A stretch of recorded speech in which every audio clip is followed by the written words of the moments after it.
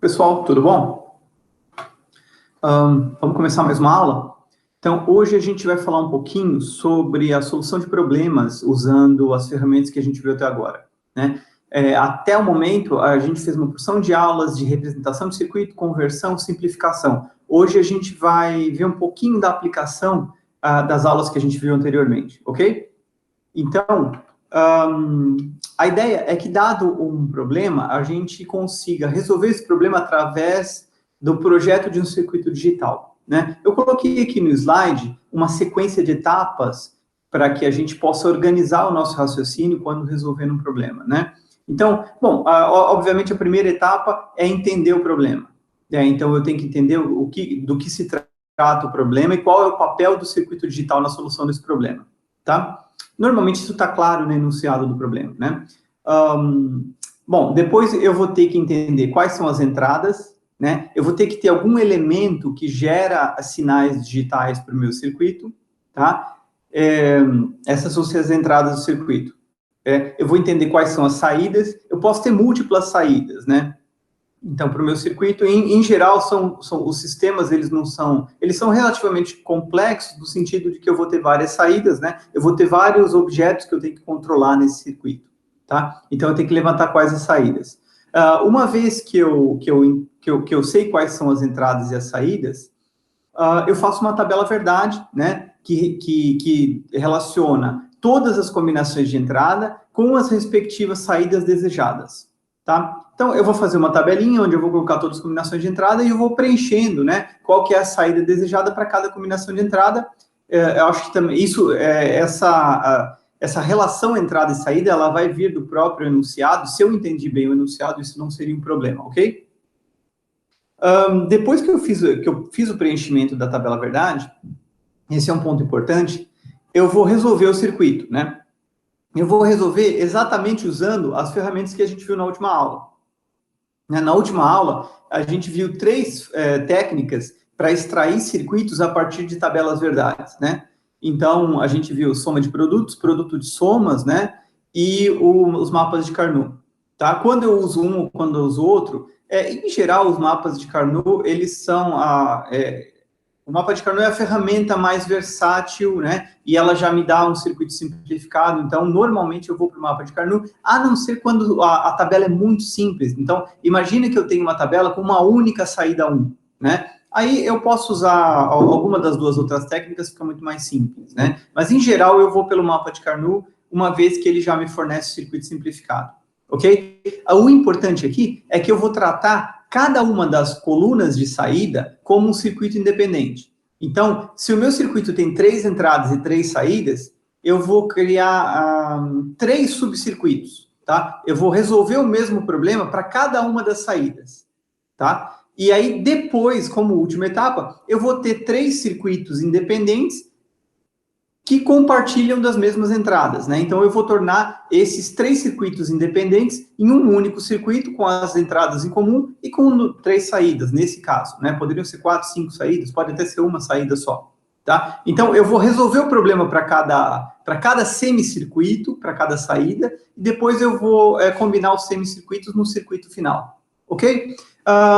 Aqui nos slides, eu vou deixar 3 exercícios para vocês fazerem, né? A gente vai discutir o primeiro deles. A solução, o processo de solução é muito parecida para os próximos 2, tá? Então, aqui a gente tem um circuito de um controle de um tanque de água, né? Então, eu tenho um tanque de água, eu tenho 3 sensores, 3 válvulas, né? Que retiram água do tanque ou colocam água no tanque e um alarme. No caso, os 3 sensores são as entradas do circuito, né? Então, quando tem a presença de água, o sensor ele tem resultado 1, né? Ele tem entrada 1. Quando eu tenho ausência de água naquele ponto do tanque, o sensor tem entrada 0, tá? Eu posso, como resultado, eu vou ter que acionar as 3 válvulas e acionar o alarme, né? Aí eu posso ver que eu tenho aqui no slide a descrição de como o circuito funciona, né? Então, a válvula 0 deve ser acionada quando os sensores S1 e ou S2 indicarem presença de água. Então, nesse caso, se eu tiver só o S1, se eu tiver só o S2, ou ambos, eu vou ter que acionar a válvula 0, certo?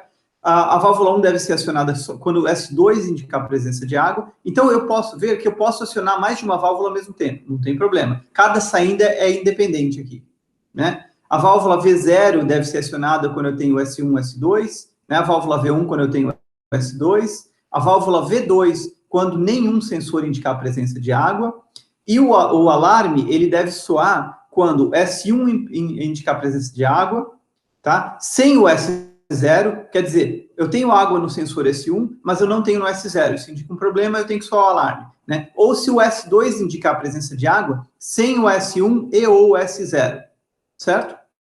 Então, todos esses são independentes, eu posso ter mais de uma saída acionada ao mesmo tempo, tá?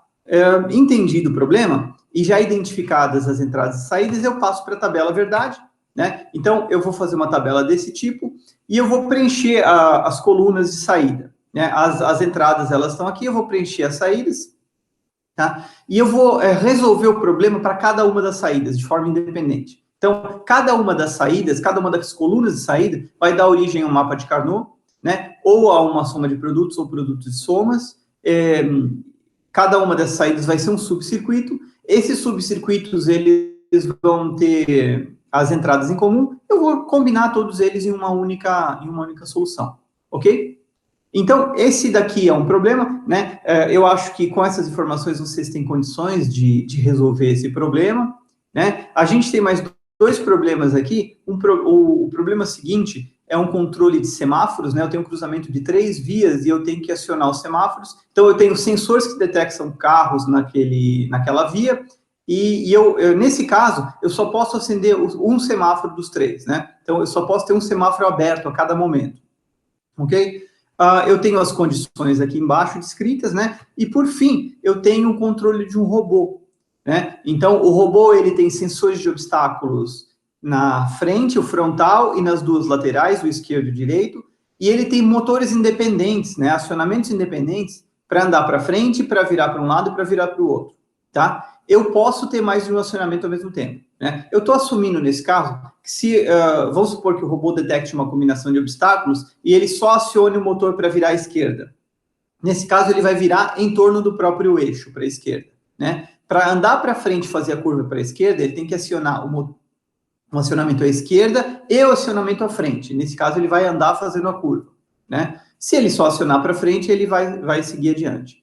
Então, aqui embaixo, no slide, estão todas as condições, né? E nesse caso, lembre-se que a gente pode ter mais de uma saída ativa ao mesmo momento, né? Nos três casos, a gente vai ter que fazer a tabela verdade e resolver a tabela verdade para cada uma das saídas, tá? No slide seguinte, tem as soluções, então, vocês podem resolver problemas, verifiquem se as soluções estão corretas, as soluções de vocês, né?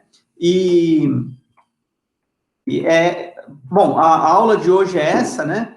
Façam com calma, tentem, depois de fazer o circuito, vejam se as respostas estão compatíveis ao que você espera, né? Uma vez que vocês, por exemplo, que vocês entenderam o problema, vê se faz sentido, né?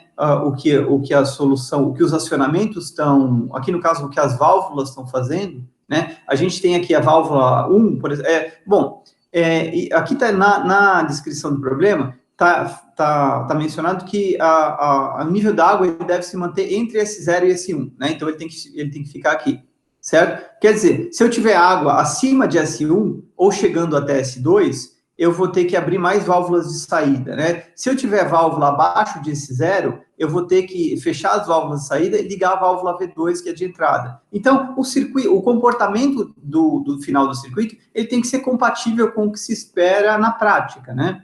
E se eu tiver, por exemplo, a presença de água em S1, mas não tiver presença de água em S0, significa que tem alguma coisa errada com o meu sensor, né? Isso nunca deveria acontecer. Então, nesse caso, eu vou soar o alarme.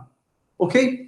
Então, eu deixo aqui os exercícios para vocês fazerem. Os circuitos em si são muito fáceis, né? Uma vez que você preencheu corretamente a tabela, os circuitos, eles são muito mais fáceis do que aqueles que a gente viu na aula passada de mapa de Carnot. Tá? Então, se você entendeu o mapa de Carnot e fez os exercícios, esses aqui deveriam ser muito simples, ok? Lembrando que agora na terça-feira, então, nós temos a nossa aula de dúvidas, tá? Às 8h10 e às 10h10. Quem tiver alguma dúvida sobre qualquer uma das aulas que a gente viu anteriormente, entra online, né? Seja pontual, entra online, pergunta, a gente vai discutir, tá?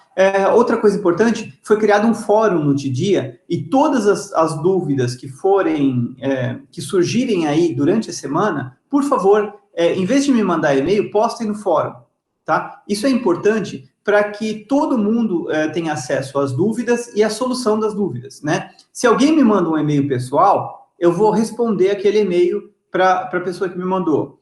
E muita gente pode ter a mesma dúvida, muita gente pode ter interesse na resposta daquela dúvida e não vai ter acesso. Então, por favor, entre em contato sempre através do fórum, ok? A gente encerra essa aula então aqui, né? E qualquer dúvida nós resolvemos, eu estou disponível para vocês nas nossas aulas, online, nos horários das aulas são terças 8h10 e terças 10h10, ok?